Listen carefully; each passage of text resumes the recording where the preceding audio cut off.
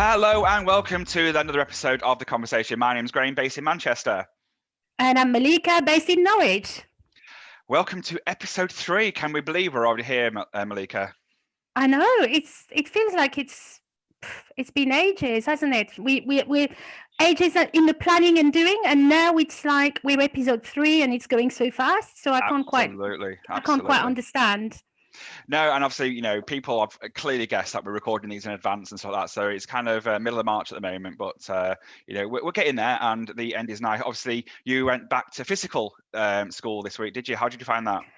I did, yeah. It was really, really good. I've missed my students so much. I've missed them, and seeing them back in the classroom. We've not stopped working, so that whole narrative of teachers haven't worked kind of thing, let's just forget about that, because that's not the case. We've worked our socks off. The only difference being is when I've been in as a key worker, obviously I haven't taught my own classes. So seeing them this week has been amazing. They're all delighted to be back in. I'm delighted to see them. Fantastic. And that kind of leads into what we're talking about for the next 2 episodes. So obviously we're going to be covering the pandemic, because we had a conversation about should we or shouldn't we, but actually it's really important that we do have this conversation about it, because the children being back in school this week actually does have a significant impact on their mental health, because not being able to go outside or to meet their friends, it does impact. So we're going to introduce our guests very shortly, where we're literally going to talk about mental health and how the pandemic has had a significant impact. There's been so much focus on the physical elements of the pandemic, but not necessarily about the mental health. And I mean, we've had our own private discussions about how it's impacted us, haven't we? We have indeed, yes. You and I do talk a lot, and thankfully I've got you two as a shoulder to lean on, and someone I can go to, and similarly we do bounce off each other. And it's important that we do have those safe spaces where we can talk without fear of judgment and fear of reprisals. So it's really nice to have friends to talk to about this. Absolutely. And distance isn't an issue for us. We went to university together with hundreds of miles between us, when we only met, I think the last time we saw each other was back in 2018 potentially at the conference. Yes, it was. That goes a long way back now, and it feels so wrong in a way that we've not been able to actually physically interact with each other, because we do like that proximity, don't we? We're social creatures and we like that. But luckily, fortunately, we've got ways and means to get in touch with each other at all times. And that's what friends are for. Definitely, and we've definitely pushed ourselves to get this podcast going, because we had we did some test runs, didn't we? Which worked out okay. So now we're actually doing this now. We've got our friend networks to support us. Yes, indeed. And again, very, very important to have these people that you can rely on, these safe people, trusted people. That obviously you're one of them in my group, and I appreciate that, and I can't thank you enough. Absolutely. And just think, we're talking about seeing each other this summer, so fingers crossed that everyone continues to behave, because it's not dates, it's all about data, as the government are saying. So exactly. So shall we bring in our special guest, Malika? Yeah, looking forward to it. So we've got Ricky Hewitt. Could you talk to us a bit more about Ricky? Yeah, so Ricky Hewitt is a mental health practitioner based here in Greater Manchester, and we've met previously through our other activities through Sulphur Pride. But I'm not going to take all of Ricky's thunder, but I thought Ricky would be a fantastic person to bring onto the conversation to talk about how we can improve our mental health.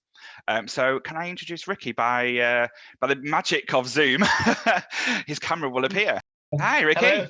Hello, Ricky. Hi. How are you both? Good. It's it's great to have you. No, I'm just delighted to have you on, and to really, I look forward to hearing what you have to share with us today, because I'm pretty sure a lot of people will be wanting to listen and relate to that. So thank you. Thanks for coming on. No, thank you for having me. Cool. Yeah. So Ricky, as I mentioned, obviously you're a mental health practitioner here in Greater Manchester, and obviously in terms of the media and in terms of just stories, we can see that the pandemic has had a huge impact on people's mental well-being, not just their physical well-being. So could you just give us an overview of kind of the work that you do, and also how it's changed during the pandemic? Yeah, definitely. I think to start off with, like you said, my name is Ricky, and I work in Greater Manchester as a health psychologist. So principally, I work with people who are at the worst end of their mental health experience when they've been admitted, delivering a bunch of care packages that look at helping people build methods of ways to cope, looking at support packages they might need at home, medication, things like that. So that's the kind of work that I do in the hospital principally. Very small amounts of my work is involved with community work, with the gender identity services in Manchester I've just started working across. So that's sort of what I do in my day job. I also have just teamed up with a couple of my colleagues to do a community project which we've called Stand Up for the 25. So just for a bit of scoping, we all anecdotally know, I think, that 1 in 4 people experience mental health or mental health illness. And so we started Stand Up for the 25 because 1 in 4 people is 25%. So the idea was to stand up and speak out about mental health to try and get some of the conversation going, a bit like today. You asked, I guess, how has coronavirus, how has the pandemic impacted on people's mental well-being? I mean, we've all gone through it together. I think we can all say here that we've noticed a difference and a change to our lives. And when you think about mental well-being, I think that the main thing that has impacted people is that disruption to their normal lives. People have lost going to work. People have lost being able to meet up and talk to people. Social support and meeting up with friends is one of the easiest ways to keep your mental well-being in a good place. So the pandemic restricting those support bubbles, restricting what you can do, for many people, just going to work and getting out of the house every day, having that routine, that big disruption has upset people's mental health so much. So that's probably the main impact, I would say, of the pandemic on people's mental health. Yeah. Absolutely, and I agree with you. And it's interesting about the Stand Up to 25 project, so we can put a link to that at the end of the show, so people can have a little bit more. And it's interesting where you say 1 in 4, and I think for me personally, I started during wave 1, should we call it? I was working from home. You know, the organisation I was working for, everyone was sent home at the beginning of March, and that was kind of it. Obviously, I've changed roles since then, and now I work for the NHS, and just going to work actually does impact you, doesn't it, in terms of the fact that you're having that social interaction with other people. It is conversations away from the screen. You know, well, you've got like the protective screens in front of you now, but you're still having that human interaction, isn't it? And it does change how you behave and how you feel and things like that, just, you know, kind of almost overnight, doesn't it? Definitely. I think, you know, the main thing about work is, one, you get out of the house normally, you get to interact with people, you get to engage, have that feeling of normality, routine, sleep, getting out and doing the smallest things, having a pattern in your life is so important for mental well-being.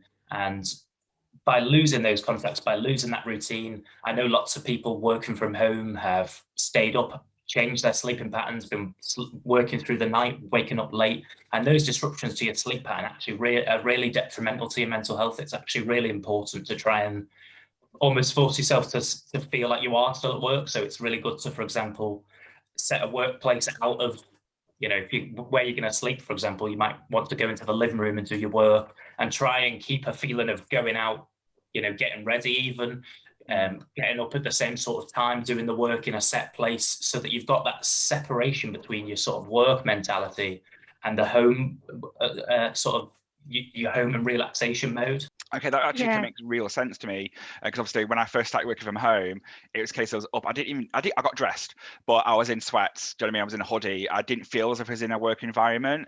And then it's a case of the going out to exercise. That was a bit kind of and things. And obviously, you know, I think about a month later, like, okay, that we're in this for the long haul now. Let's start some rhythm routine. I mean, Malika, what was it like for yourself as a teacher? You know, we've got very different experiences. Yeah, I mean, for me, it's pretty much been a case of, well, from January right up to when we reopened fully, because we've never closed. And let me just say that once more, to be clear, we never closed. When we reopened fully, all this time, I've spent more time at my laptop, at my desk in the dining room, streaming lessons and doing far more work than I mean, we know a teacher works, I mean, many hours. I mean, for me, it's probably about 70 hours a week. You know, if I total up all the planning, the marking, and all the rest that needs to be done.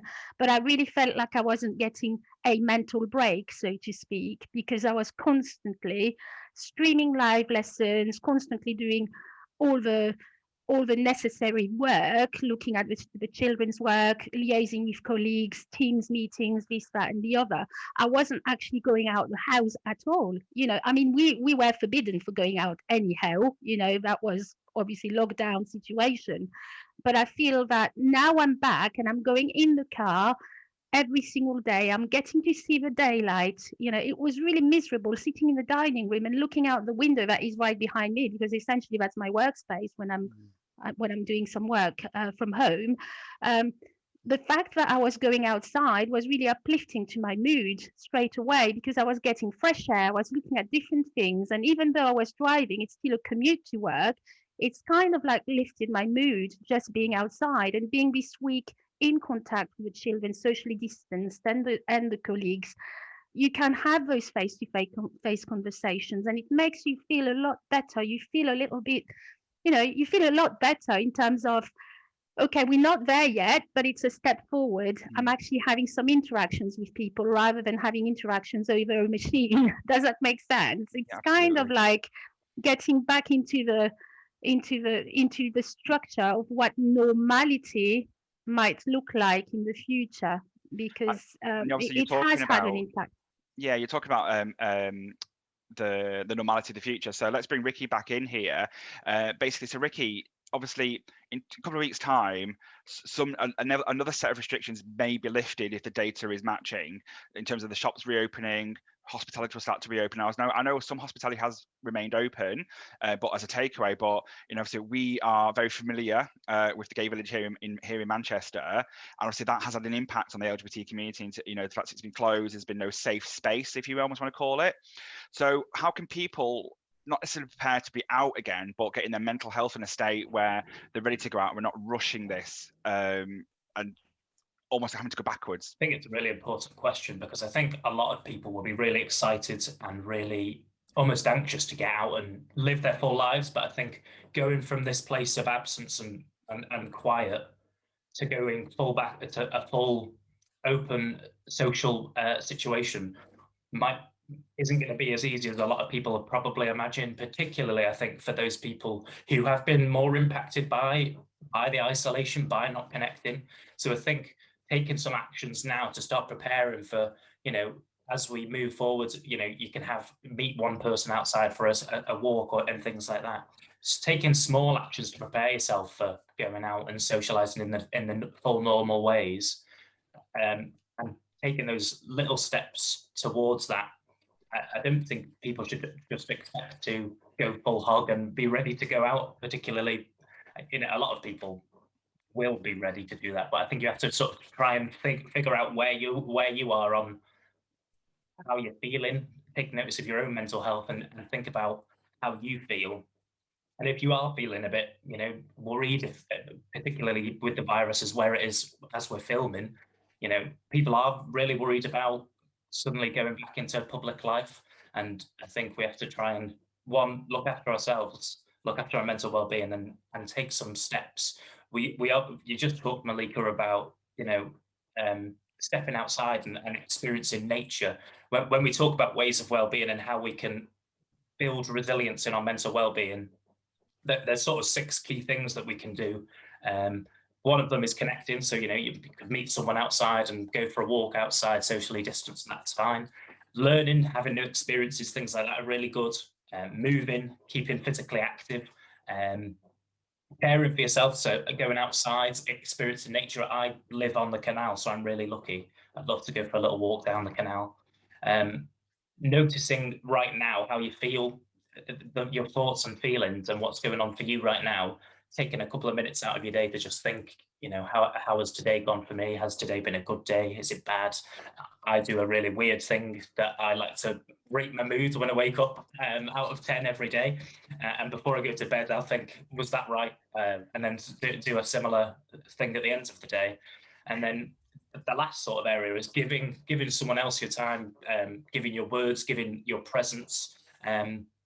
Those 6 key sort of things are really important, and sort of taking a couple of moments out of your day to try and do some of those things, preparing to go out, preparing to return back to normality, I think would be really important for a lot of people to try and undertake.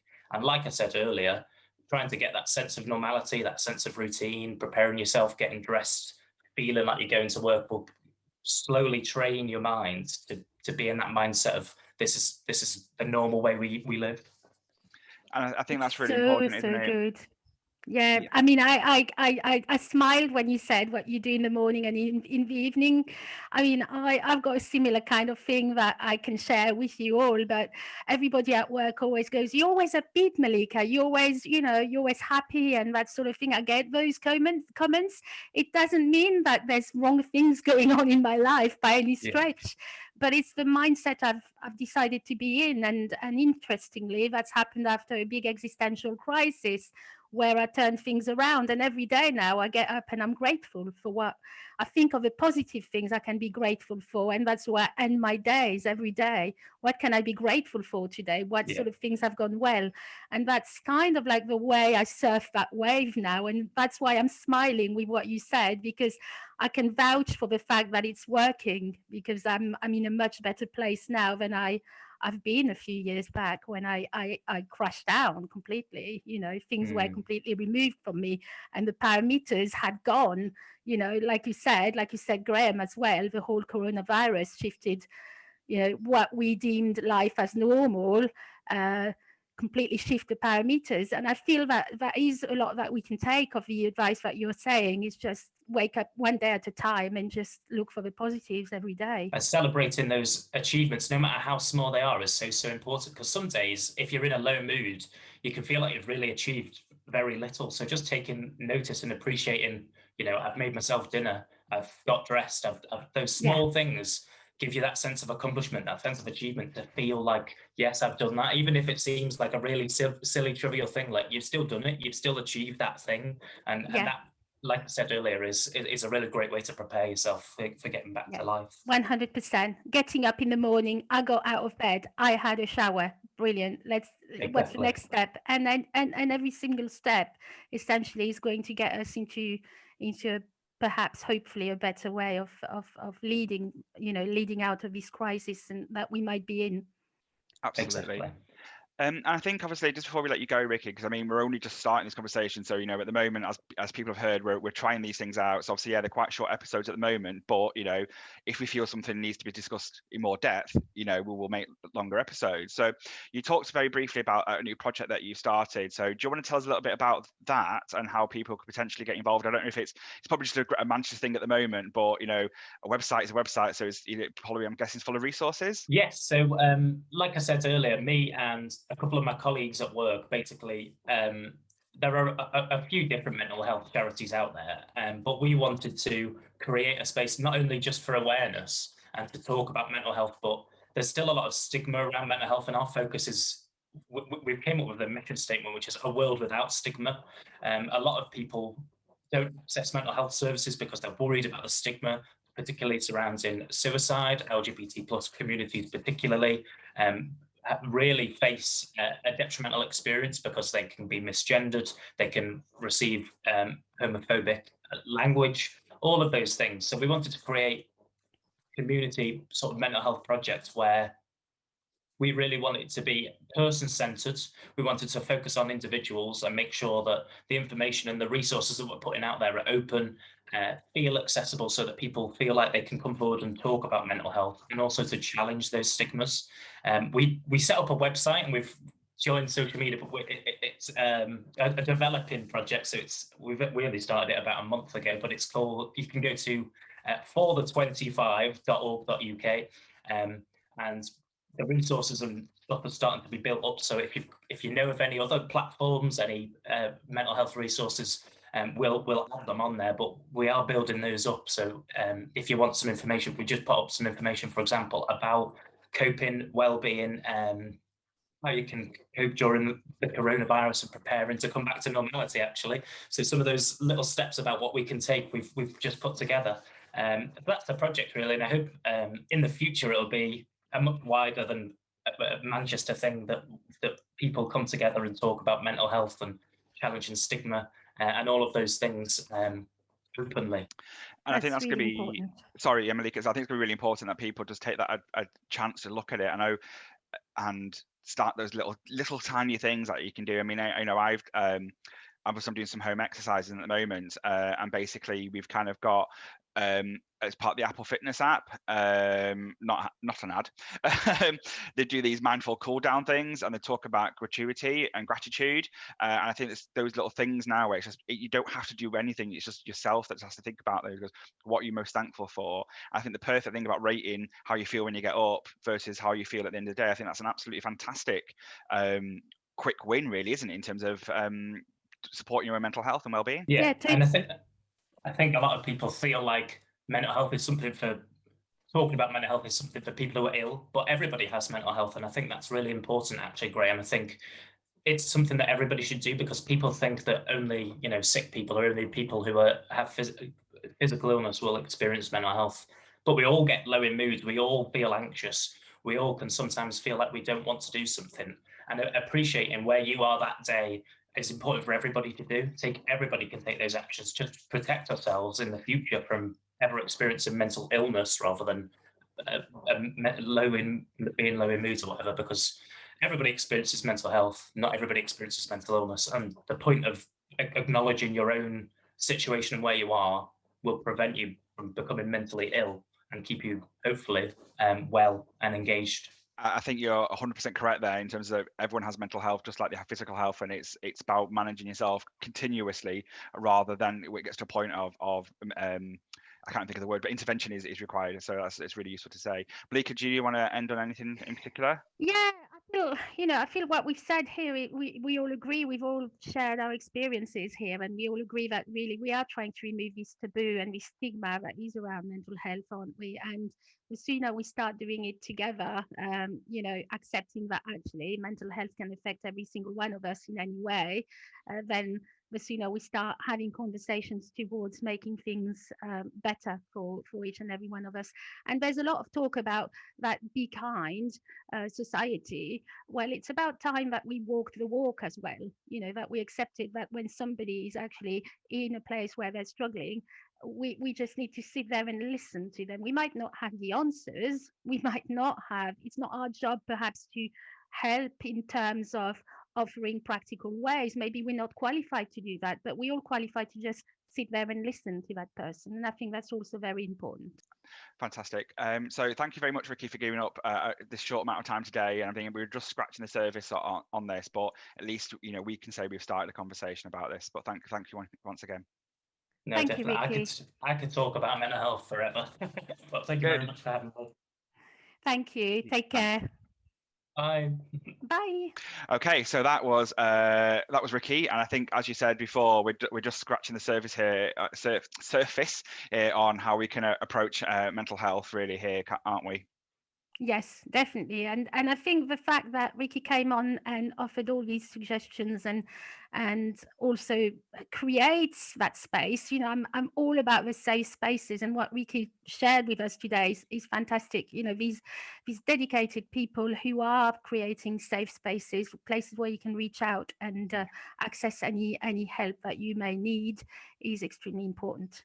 Yeah, I think Ricky's 6 tips was quite interesting about, learning, connecting, and that, we'll put those at the end, I think, just to kind of as words. I think that's really, really important, actually. It's very simple things that you can do just to get yourself prepared for lockdown ending, really, isn't it? Yeah, totally. I mean, we might not be in a place of receiving that at the time, but certainly for it being there and for us to look at it might get us thinking about getting onto these steps, and it's really important, absolutely important things that Ricky has shared with us, and I'm ever so grateful. Yeah, I mean, there is, some people are really worried about going back to work. I was talking to a friend of mine the other day who's been working from home for nearly a year, but over a year by the time this comes out. And they're like, oh, I'm really apprehensive about going back to work because they feel as if they're enjoying being at home more. I don't know, obviously, anything greater than that, but it's really interesting to see how people are reacting, and they're in their new normal, aren't they? Yeah, they are. And exactly. And that's why this shifting of these plate boundaries is going to happen inevitably as they go back to what is deemed normality. What is a normal society? Well, we all have to define that together, don't we? But when they go back to what used to be their normal at the time, it's going to shift those boundaries. Yeah. And that's why we need as a society to really respond in a way that is going to make those transitions a lot smoother and easier than they can be. So obviously do Absolutely. not brutalize people verbally, just accept that they will need time to get there. Definitely, absolutely.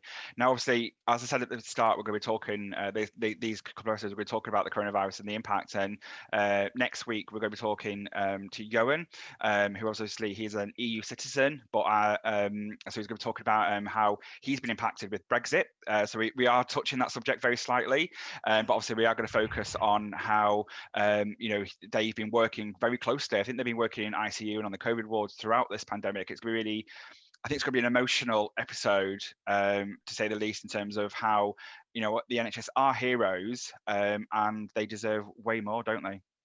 Yes, I mean, and way more than a clap on the doorstep, if I may add, without sounding controversial, but that's the way I'm feeling.